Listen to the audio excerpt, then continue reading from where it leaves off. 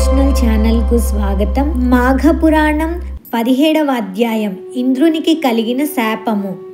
వశిష్ఠ మహర్షి దిలీపునితో ఇట్లా చెప్తున్నారు.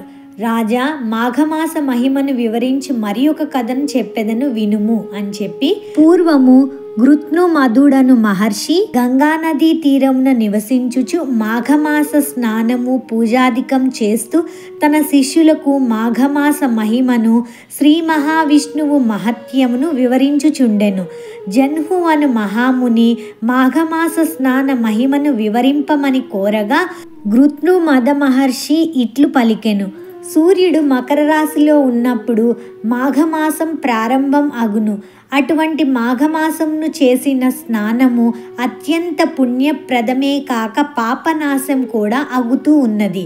మాఘమాసమున ప్రాతకాలమున నదీ స్నానం చేసిన వారు ఇంద్రుడు మహాపాతక విముక్తుడు అయినట్లుగా పాప విముక్తులు అగుదురు అని ఆ విషయమును వినుడు అని కథను చెప్పడం ప్రారంభించారు. పూర్వము తుంగభద్ర నదీ తీరంన అన్ని వేదాలను అధ్యయనం చేసిన మిత్రవింద్రుడను ముని ఒకడు ఆశ్రమమును నిర్మించుకొని ఉండెను. మిత్రవిందుని భార్య అతిలోక సుందరి. ఆమె ఒకనాడు తుంగభద్ర నదిలో స్నానం చేసి పొడి బట్టలు కట్టుకొని కేశములను ఆరబెట్టుకొంచూ ఉన్నది. రాక్షస సంహారముకై దేవతలతో కలిసి ఆకాశ మార్గమున పోవుచున్న ఇంద్రుడు ఆమెను చూసి మోహపరవశుడయ్యెను. ఆమెను ఎటులనైనా పొందవలెనని నిశ్చయించుకొనెను. రాక్షసులను జయించి తిరిగి వచ్చుచు ఇంద్రుడు ఆ ఆశ్రమం పై భాగంన ఉండి మిత్రవిందముని భార్య అందమును ఆమె చేష్టలను గమనిస్తూ ఉండెను. మిత్రవిందముని తెల్లవారుజామున శిష్యులను మేల్కొల్పి వేద పఠనం చేయించవలెనని తనున్న పర్ణశాల నుంచి బయటకు వెళ్ళెను. ఆ సమయంలో ఇంద్రుడు ఆశ్రమంలోనికి రహస్యంగా ప్రవేశించి మిత్రవింద భార్యను పట్టుకొనెను. విడిపించుకొని వెళ్ళిపోతున్న ఆమెకు తాను ఎవరోనని చెప్పి తన కోరికను తీర్చమని ప్రార్థించెను. ఆమె సౌందర్యమును మెచ్చెను. ఆమెను కామ పరవశమై ఇంద్రుణ్ణి పొందుటకు అంగీకరించెను. ఇద్దరూ కలిసి కోరిక తీరిన తరువాత ఇంద్రుడు ఆశ్రమం నుంచి వెళ్లేందుకు యత్నించుచుండెను. అప్పుడే వచ్చిన ముని వానిని పట్టుకొని నీవెవడివి అని అడిగెను. నేను ఇంద్రుడనని సమాధానమిచ్చెను. మిత్రవిందుడు కూడా జరిగిన దానిని గ్రహించెను. కోపంతో ఇట్లా శపించారన్నమాట. నీవు గాడిద ముఖం కలవాడవ అయ్యి స్వర్గంనకు పోలేక భూలోకంలోనే ఉండమని శపించారు. తప్పు చేసిన తన భార్యను రాయిపై పడుండమని శపించారు. ఎందుకంటే ఆ భార్య కూడా మనస్సు లేక రాయిలాగా ప్రవర్తించి కలిసినందువలన ఆవిడ్ని రాయిలాగా పడుండమని శపించారు. ఇంకా మిత్రవిందుడు గంగానదీ తీరంనకు చేరి అక్కడ తపం ఆచరించి యోగశక్తిచే దేహంను విడిచి పరమాత్మలో లీనమైపోయారు. ఇటు మిత్రవిందముని శాపం వలన ఇంద్రుని ముఖం మాత్రమే గాడిదగా, మిగిలిన శరీరం మామూలుగానే ఉండెను. అక్కడ ఉండుటకు సిగ్గుపడి పద్మగిరి అను పర్వతంను చేరి అక్కడ గుహలో ఉండి అక్కడ ఉన్న గడ్డిని తిని కాలంను గడుపుతూ ఉన్నాడు. అతడట్లు 12 సంవత్సరాలు గడిపెను. రాజైన ఇంద్రుడు లేని స్వర్గంపై రాక్షసులు దండెత్తి వచ్చి దేవతలతో యుద్ధం చేయుచున్నారు. దేవతలు రాక్షసులతో యుద్ధం చేయలేకపోతున్నారు. తమ ప్రభువగు ఇంద్రుణ్ణి వెతకసాగిరి. ఇంద్రుణ్ణి కనుగొనలేక వారు స్వర్గంనకు తిరిగి వచ్చిరి. రాక్షసులు మరలా వారిని తరిమి కొట్టిరి. దేవతలు ఇంద్రుణ్ణి వెతకుచు నదీ తీరం యందు సముద్ర తీరం నందు తిరుగుతూ ఉండెను. అప్పుడు మాఘమాసం అగుటచే మాఘమాసంన నదీ స్నానం చేసి తిరిగి వచ్చు మునులను చూచిరి. మాఘమాస మహిమను ముచ్చటించుకొనుచున్న మునులకు నమస్కరించి మీరు చేయు వ్రతమేమి, దానివలన వచ్చు ఫలమేమి అని ప్రశ్నించిరి. మునులు ఇట్లా జవాబిచ్చారు. దేవతలారా వినుము. మేము చేయు వ్రతము మాఘమాస వ్రతము. సూర్యుడు మకర రాశి అందుండగా ప్రాతకాలంన తటాకమునందు స్నానం చేయుట, శ్రీ మహావిష్ణు పూజ, పురాణ పఠనము, యథాశక్తి దానము. దీనివల్ల దుర్లభమైన మోక్షం కూడా సులభమగును. మాఘమాసమున చేసిన మాధవ స్మరణ సర్వ పాపములను నశింపచేయును. మాఘమాసమున స్నానము, పూజ మొదలైనటువంటివి చేయువారి అదృష్టం అనంతము. మాఘశుద్ధ చతుర్దశి యందు గోదానము, వృషోత్సర్జనము, తిలదానము, ఆవూపదానము, పాయసదానము, వస్త్రకంబళముల దానము విష్ణులోక ప్రాప్తిని కలిగించును. శ్రీ మహావిష్ణువు దయవలన సర్వలోకములు సులభములై ఉండును అనుచు మునులు దేవతలకు మాఘమాస మహిమను వివరించిరి.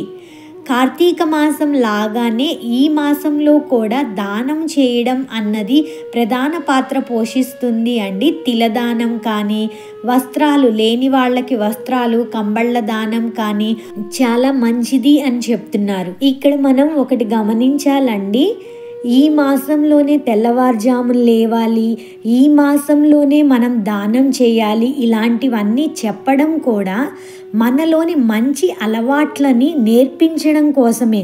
కాబట్టి ఈ మాసం మొత్తం లెగిసామనుకోండి, తెల్లవారుజామున నిద్ర లేచి స్నానం చేయడము, ఇలాంటి మంచి అలవాట్లను నేర్చుకున్నాం అనుకోండి, ఇంకా అదే కొనసాగింపుగా ప్రతిరోజు లేవడం జరుగుతుంది. అలాగే కొంచెం దానం చేయడం అలవాటు అయ్యిందనుకోండి, అలాగే దానం చేస్తూ 10 మందికి మంచి చేయగలుగుతాం. ఇలాంటివన్నీ మనలోని మంచి గుణాలను పెంపొందించడానికే పెట్టినవిగా చెప్పుకోవచ్చు. దేవతలు దివ్యమునుల మాటలను విని మాఘస్నానమును సముద్రమున చేసి శ్రీ మహావిష్ణువును అర్చించారు. వారికి శ్రీ మహావిష్ణువు సాక్షాత్కరించెను. మొట్టమొదటి జగద్గురువు అగు శ్రీ మహావిష్ణువు మృదువైన శరీరము, చతుర్భుజములు కలిగి ఉండెను. శంకు చక్ర గదా పద్మములను 4 చేతుల యందు కలిగి ఉన్నారు.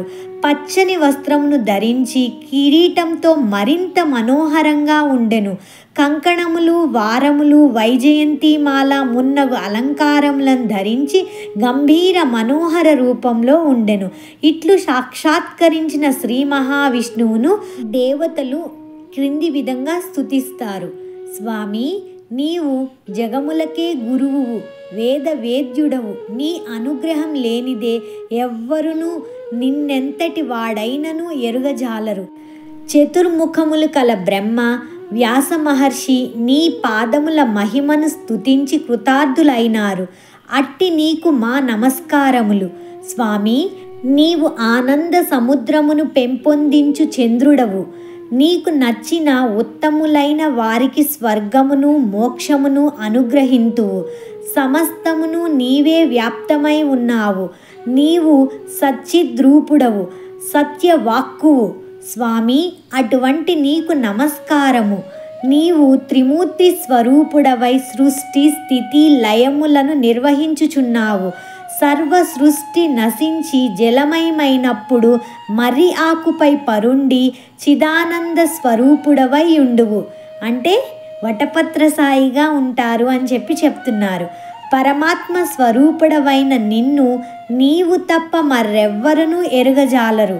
కర్మ, ప్రకృతి, గుణభేదములను అనుసరించి సృష్టించి వాటి యందు ఆసక్తుడవై ఉన్నట్లుండి నిరాసక్తుడవై అద్వితీయ రూపమున నున్న నీకు నమస్కారములు. చూడండి, భగవంతుణ్ణి ఎంత అందంగా పొగుడుతున్నారు. ఇదంతా భగవంతుని నిజ రూపాన్నే వాళ్ళు చెప్తున్నారు. ఇదే భగవద్గీతలో కూడా మనం చూస్తామన్నమాట. సర్వవ్యాప్తుడవైన నిన్నెవ్వరూ ఎరుగజాలరు.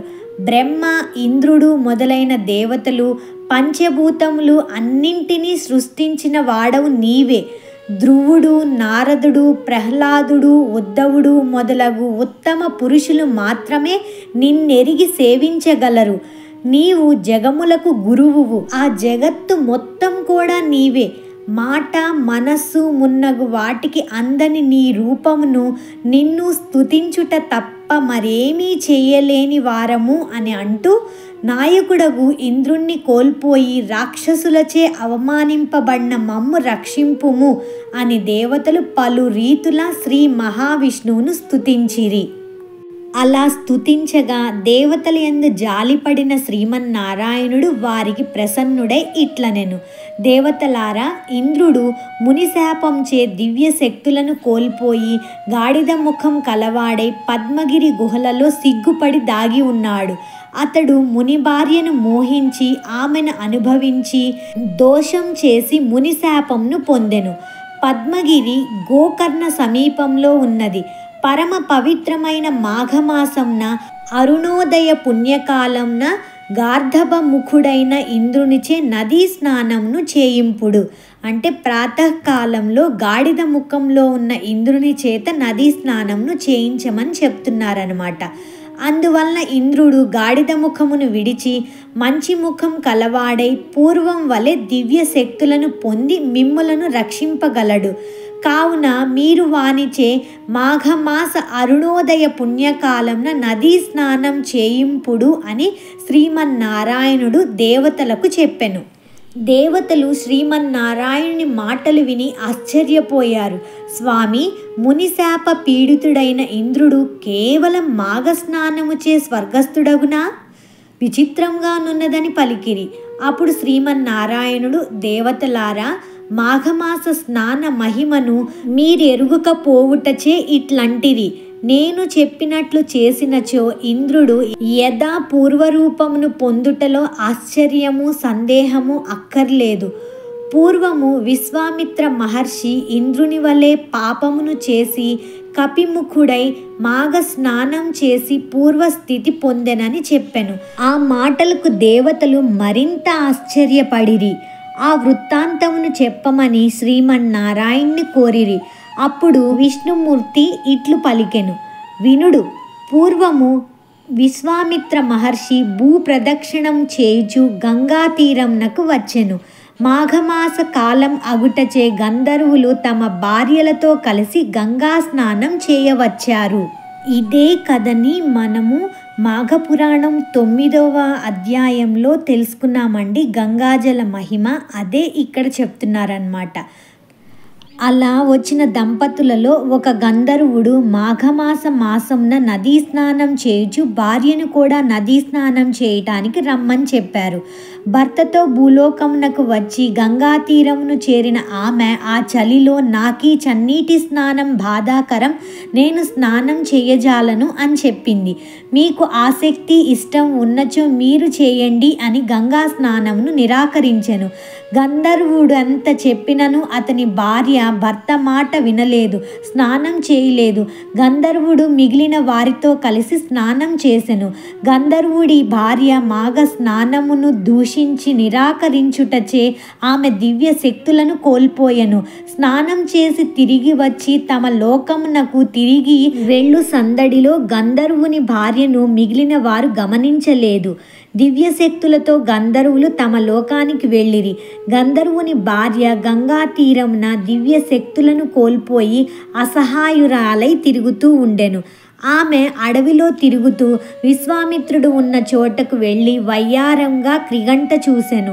ఆమె అందానికి యవ్వనానికి విశ్వామిత్రుడు తన్మయుడై ఆమెను ప్రేమించుటచే ఇద్దరు కామక్రీడలో తేలియాడుతూ ఉండగా మరలా ఆ గంధర్వుడు తన భార్యను వెతకుచూ వచ్చి చూడగా విశ్వామిత్రుడు గంధర్వ స్త్రీ క్రీడీకరించుచు కనపడ్డారు. ఆ దృశ్యమును చూసి మండిపడుచు, తపస్వివై ఉండి కూడా ఇలా కామతృష్ణ కలవాడివైనందున నీకు కోతి ముఖం కలుగుగాక అని విశ్వామిత్రుణ్ణి పాషాణమై పడి ఉండమని భార్యను శపించి వెళ్ళిపోయారు. విశ్వామిత్రుడు చేసేది ఏమీ లేక వానరముఖం కలిగి ఉండగా నారదుడు ఆ విషయంను తెలుసుకొని విశ్వామిత్రుని వద్దకు వచ్చి, విశ్వామిత్ర, క్షణభంగురమైన తుచ్చ కామ వాంఛకుల్లోనై నీ తపశ్శక్తిని అంతా వదులుకున్నావు. సరే లెమ్ము, గంగానదిలో స్నానం చేసి నీ కమండలంలో గంగాజలం తెచ్చి ఈ పాషాణంపై చల్లుము అని వివరించగా విశ్వామిత్రుడు గంగా స్నానమును చేసి విష్ణువును ధ్యానించి కమండలంతో నీరు తెచ్చి పాషాణంపై చల్లగా ఆ రాయి పూర్వం గంధర్వ స్త్రీ రూపంను పొంది గంధర్వ లోకంనకు వెళ్ళిపోయెను. పూర్వరూపం పొందిన విశ్వామిత్రుడు తపస్సుకు వెళ్ళిపోయాను. ఈ కథ విన్నదే కథ ముందు అధ్యాయాలలో అని చెప్పి తొందరగా చెప్పడం జరిగిందండి. అంతే. ఈ కథంతా దేవతలకు వివరించి ఇంకా చెప్తున్నారన్నమాట. దేవతలారా, మాఘస్నాన మహిమ మాటలకు అందదు, చాలా గొప్పది. కావున మీరు గాడిద ముఖం కలిగి సిగ్గుపడి పద్మగిరిలోనున్న ఇంద్రునిచే మాఘ స్నానమును చేయింపుడు. అప్పుడు అతనికి శాప విముక్తి అగునని శ్రీమన్నారాయణుడు దేవతలకు ఇంద్రుని శాప విముక్తికి ఉపాయమును సూచించెను. దీని కొనసాగింపు రేపు 17వ అధ్యాయంలో చూద్దాం. సర్వం శ్రీకృష్ణార్పణమస్తు.